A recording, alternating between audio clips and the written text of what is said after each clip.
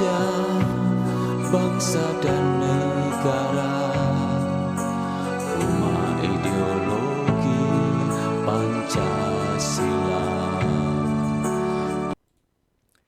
Bismillahirrahmanirrahim. Pemirsa tercinta yang dirahmati Allah, Tuhan Yang Maha Esa, bersua kembali di kanal Hikmatologi, monolog sederhana mengajak diri kita masing-masing berpikir kian melembut, cerdas, dewasa, bijaksanakan hati nurani, berdasar kitab suci agama kepercayaan yang kita yakini. Tentu saja upaya serius terus-menerus menghayati, mempedomani, mengamalkan nilai luhur Pancasila niscaya dalam kehidupan sehari-hari. Pemirsa yang dirahmati oleh Allah Subhanahu wa Ta'ala, kami merevisi hikmatologi sejak bagian 1 sampai dengan bagian 4. Dan tentu saja karena revisi, maka pernah kami sampaikan di kanal hikmatologi ini hikmatologi 1 dan seterusnya. Mengapa direvisi? Karena proses berpikir tidak pernah berhenti. Demikian juga proses berbangsa, bernegara, bahkan proses beragama dan berkepercayaan kepada Tuhan Yang Maha Esa tidak pernah berhenti. Perubahan niscaya adalah keharusan. Karena tidak ada yang tidak berubah kecuali perubahan itu sendiri. Pemirsa yang dirahmati oleh Allah, apa yang kami sampaikan ini bertalian dengan ketika kami menjadi narasumber di radio Mitra Adisuara tahun 2009 sampai 2014. Kemudian kami usung juga tema-tema ini di tahun 2012 di Dhamma TV sampai dengan menjelang akhir dari atau menjelang awal dari coronavirus itu ya. Pertalian dengan apa itu? Berkaitan dengan isme. Sejumlah ilmuwan, cendekiawan, ya, para akademisi itu menganggap isme tidak bertentangan dengan agama, gitu ya. Isme tidak bertentangan dengan kepercayaan. Silahkan bagi mereka yang berpendapat demikian, tentu saja adalah keleluasaan berpikir, kemerdekaan berpikir, namun tidak identik dengan kebebasan berpikir. Ketika kita menjadi bagian integral, tak terpisahkan dari bangsa Indonesia ini, maka dalam hemat kami, isme itu tidak sesuai dengan dasar negara dan ideologi bangsa Pancasila. Sama dengan ketika kami berbicara netral, maka netral itu juga tidak sesuai dengan dasar negara dan ideologi bangsa Pancasila. Baik, kali ini kita langsung fokus pada imanial. Jadi kita berbicara imanial itu berarti berbicara tentang keyakinan, berbicara tentang kepercayaan, berbicara tentang hati, berbicara tentang privasi masing-masing orang. Mengapa patut dibicarakan? Ya supaya kita memiliki atau tepatnya lebih memiliki kedewasaan dalam memerdekakan diri. Jadi ketika kita sudah menginjak usia 78 tahun Indonesia merdeka, maka yang muda belia dalam memerdekakan diri pasti selalu ada. Karena generasi tumbuh silih berganti. Di saat generasi tumbuh silih berganti, maka pasti perubahan terjadi. Baik dalam pemahaman dasar negara maupun ketika kita berbicara tentang ideologi bangsa Pancasila. Pemirsa yang dirahmati oleh Allah, Sabdana yang ke-16.351, revisi hikmatologi bagian pertama. Imanial meliputi seluruh agama dan kepercayaan manusia. Dari keimanan agama, kepercayaan hingga ateisme diakuinya. Diakui boleh dikaji, menguatkan kepercayaan dan agama. Seluruh isme tak boleh dikembangkan di Indonesia. Isme merusak dasar negara dan ideologi bangsa. Terjebak isme-isme dunia, rusak sungguh nilai-nilai Pancasila. Kerusakan Pancasila hancur bangsa dan negara Indonesia. Kampung Celaket, tanggal 23 Oktober 2022. Pemirsa, jika di sini kami katakan bahwa imanial itu meliputi seluruh agama. Kalau kita tempatkan di Indonesia, maka 6 agama yang diakui keberadaannya di Indonesia, yakni Hindu, Buddha, Katolik, Kristen, Konghucu, dan Islam. Kemudian di sini juga saya mengatakan dan kepercayaan manusia. Kepercayaan itu insya Allah di atas 100 bahkan 200 yang tumbuh kembang di Indonesia. Jadi ragam kepercayaan di Indonesia itu kalau menurut hemat kami tidak perlu harus menjadi agama. Ya. Karena jika kita merujuk pada pasal 29 ayat 1 itu benar-benar dijelaskan bahwa negara itu melindungi agama dan kepercayaan. Itu esensinya. Jadi sejak awal berdiri, sejak ditetapkan Undang-Undang Dasar 1945, di dalamnya ada Pancasila, yakni di dalam pembukaan Undang-Undang Dasar 1945, maka secara otomatis pasal 29 itu mengikat seluruh umat manusia yang ada di Indonesia. Jadi artinya bahwa setiap orang di Indonesia itu harus wajib memiliki agama dan atau kepercayaan. Mengapa kami sebut dan atau? Ini adalah bahasa formal dari Fakultas Hukum, ya. Dan atau kepercayaan sebab tidak jarang kita jumpai memiliki agama tertentu, jadi contoh Islam begitu ya, tetapi masih juga menganut kepercayaan. Dan ini tidak ada larangan ya, karena agama dan kepercayaan itu di Indonesia diberikan kemerdekaan untuk dianut oleh penduduk Indonesia. Karena diberikan keleluasaan menganut agama dan kepercayaan, maka apapun yang dianut sepanjang 6 agama tadi, dan mohon maaf kami tidak hafal untuk kepercayaan karena kami pernah membaca ada yang 100 lebih, kemudian juga ada di postingan saudara-saudara kita itu ada yang lebih dari 100 atau lebih dari 200 ya. Karena itulah kalau saudara-saudara kami penghayat itu ada kerelaan gitu ya, ada kesempatan, kami sangat senang jika diberikan masukan. Gitu. Dari keimanan agama dan kepercayaan hingga ateisme diakuinya. Jadi begini ya, kalau kita mau jujur ya, yang disebut ateisme itu adalah bukan anti Tuhan, beda lagi. Antiteisme dengan ateisme itu beda. Kalau ateisme itu adalah orang yang tidak percaya kepada Tuhan, ya. Tetapi dia tidak merusak.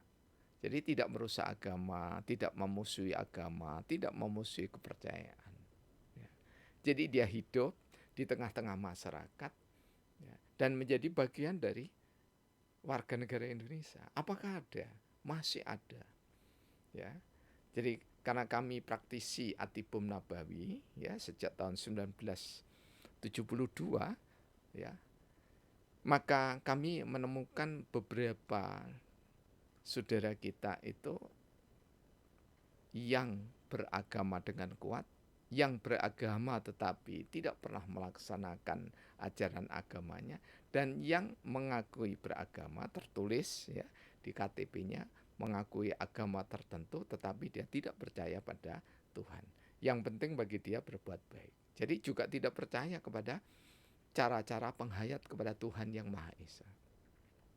Nah, karena itulah di musim sosial media ini kita sebaiknya mengakhiri ya perdebatan yang mengatakan bahwa ini ada agama import, ini ada keyakinan import dan seterusnya. Sebaiknya tidak kita teruskan debat-debat yang sangat tidak produktif semacam itu. Tapi jika Anda merasa itu adalah produktif ya, memaki-maki saudaranya itu dianggap produktif ya, monggo silahkan ya. Tetapi orang yang merdeka itu adalah orang yang tidak menjajah dirinya sekaligus tidak menjajah saudaranya yang lain yang memiliki keyakinan yang berbeda. Itulah hakikat dari imanial. Kemudian ketika itu diakui boleh dikaji menguatkan kepercayaan dan agama. Di sini saya katakan demikian.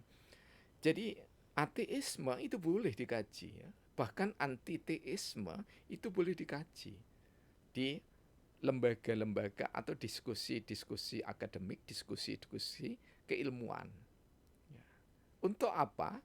Untuk menguatkan ketuhanan atau rasa ketuhanan yang Maha Esa.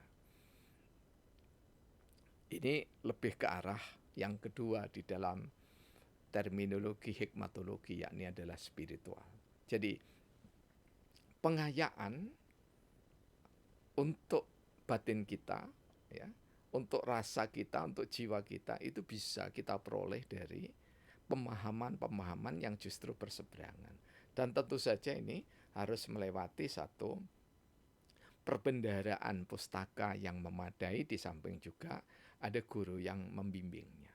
Jadi ateisme bahkan sampai dengan antiteisme itu ya tidak dilarang untuk kepentingan akademik, tetapi untuk kepentingan praksis ini jelas-jelas dilarang sesuai dengan TAP MPRS insya Allah ya 25 tahun ini jadi lupa ya. Mohon maaf ya, sesuai dengan TAP MPRS 25 ini ya. Jadi koridor ya atau kaidah dari hukum positif kita itu hendaknya kita indahkan. Jadi sama-sama kita mengindahkannya. Seluruh isme tidak boleh dikembangkan di Indonesia. Kita mengenal Leninisme, Marxisme, komunisme. Ya, mestinya tidak, kalau menurut pemahaman kami, mestinya tidak hanya 3 itu saja. Tapi seluruh isme itu tidak patut untuk dikembangkan. Karena isme itu lazimnya berangkat dari diri pribadi, dari sikap perilaku sang tokoh yang dibuat isme itu. Jadi Marxisme pasti itu adalah berkiblat dari cara berpikir Karl Marx. Leninisme itu juga cara berpikir gaya Lenin ya, dan seterusnya. Sampai dengan hedonisme, ini tokoh-tokoh ya yang mewakili dari isme-isme itu kalau di Indonesia sungguh tidak selaras dengan nilai Pancasila, di mana Pancasila itu bukan isme, tetapi Pancasila itu merupakan dasar negara sekaligus ideologi bangsa, di mana bangsa itu tidak menganut isme tetapi menganut agama dan kepercayaan. Namun sekali lagi ya, bagi saudara-saudara kita yang menganggap bahwa isme itu adalah ajaran yang tidak sama dengan agama dan kepercayaan, ya disilahkan. Jadi kita tidak merasa paling benar sendiri begitu ya, tetapi juga tidak merasa paling tidak paham gitu ya. Nah kemudian di sini di baris kelima saya mengatakan isme merusak dasar negara dan ideologi bangsa. Ya. Tentu saja ini boleh ditepis ya, karena ini adalah pemikiran yang kami cetuskan lewat dasar surah kedua Al-Baqarah ayat 269, kemudian kami teruskan sampai dengan di sila keempat Pancasila, di mana hikmat itu menjadi satu kekuatan yang inti ketika kita bernegara dan berbangsa. Ya. Terjebak isme-isme dunia, rusak sungguh nilai-nilai Pancasila. Jadi kalau kita terjebak pada liberalisme, kapitalisme, hedonisme, Zionisme, kemudian eh, Marxisme, Leninisme, dan seterusnya, maka itu akan merusak nilai luhur Pancasila itu. Karena itulah ya masih butuh diskusi panjang ya untuk membicarakan tentang isme-isme dunia ya. Karena ada buku yang khusus membahas isme-isme dunia. Ya. Dan menarik jika kita memiliki keterbukaan, jadi tidak ada fanatisme, tetapi justru kita menghindari debatisme, ya, tetapi dialog yang kita bangun berdasarkan pada hikmat kebijaksanaan. Jadi hikmat kebijaksanaan itu di dalam wujud nyatanya ketika kita berbicara imanial, maka berarti kita berbicara merdeka, menghargai kepercayaan diri, tetapi tidak untuk menista apalagi memuji saudara-saudara kita yang lainnya. Kerusakan Pancasila hancur bangsa dan negara Indonesia. Jadi kerusakan Pancasila itu membuat hancur bangsa dan negara Indonesia. Nah ini kita katakan bahwasanya kalau Pancasila sudah tidak utuh, ya, tidak diakui keberadaannya secara utuh, tidak diterapkan secara utuh, berangsur-angsur, berkesinambungan, maka jelas itu akan merusak bangsa dan negara kita. Kita mengetahui secara kasus ya bahwa sekarang ya marak sekali ya, boleh jadi ini sebelumnya, tapi ketika kita berbicara di masa sekolah dasar dulu ya, itu tidak ada orang berkelahi ya, atau anak maksud kami ya, anak berkelahi kemudian temannya menonton. Ini sangat jarang kita lihat ya. Tetapi kalau ada anak atau teman berkelahi, itu lazimnya ada yang melerai. Ya. Bahkan sampai dengan teman kami dari Nusa Tenggara Timur begitu ya, ketika kuliah di Pasca Sarjana Universitas Brawijaya Malang itu ya, ada anak kos-kosan itu berantem, ya diusahakan dilerai. Ya. Jadi bukan dibiarkan kemudian di video, bahkan diunggah, dibagikan dengan bangga. Nah sekarang ya anak-anak remaja kita bahkan usia SMP begitu ya, menghajar temannya bergantian sedemikian rupa, bahkan ada yang diberikan nomor ya, bagaimana dia memuaskan menghajar temannya yang sudah meminta maaf ya. Walaupun kita juga tidak tahu ya salahnya di mana dan seperti apa gambaran atau deskripsinya, maka hal-hal yang seperti itu adalah bagian dari merusak nilai-nilai luhur Pancasila. Bagaimana kalau generasi remaja kita sudah tidak memiliki kepedulian sosial seperti itu, dan mereka ya 30-40 tahun yang akan datang itu akan menjadi pemimpin bangsa ini, atau lebih tepatnya 30 tahun yang akan datang akan menggantikan generasi-generasi yang ada sekarang.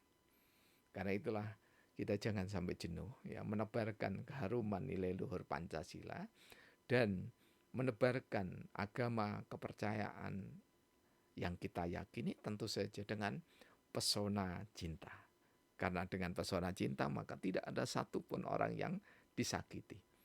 Karena cinta tidak pernah menyakiti. Jadi kalau ada mengatakan bahwa cinta bangsa dan tanah air, cinta Pancasila, cinta NKRI, cinta Sang Saka Dwi warna merah putih, kemudian dia menista saudaranya, ya, maka dia bukan pecinta yang sesungguhnya.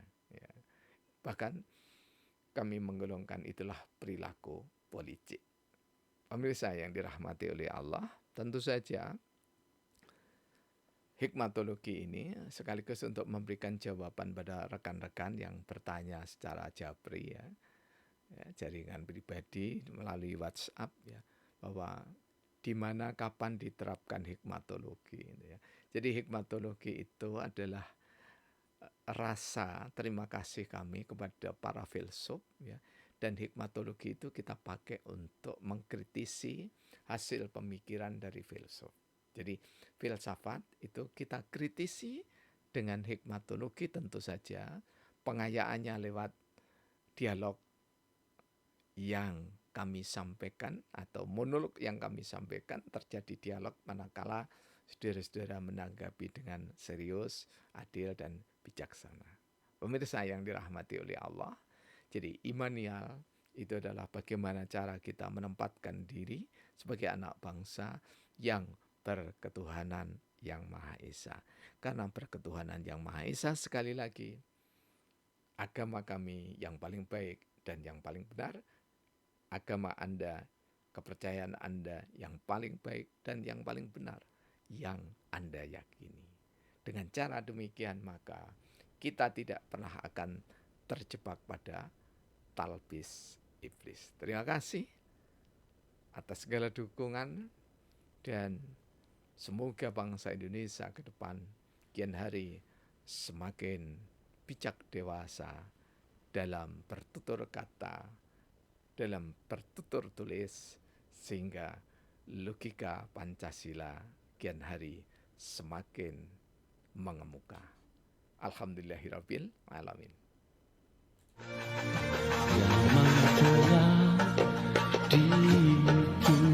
Ditulis pada lauh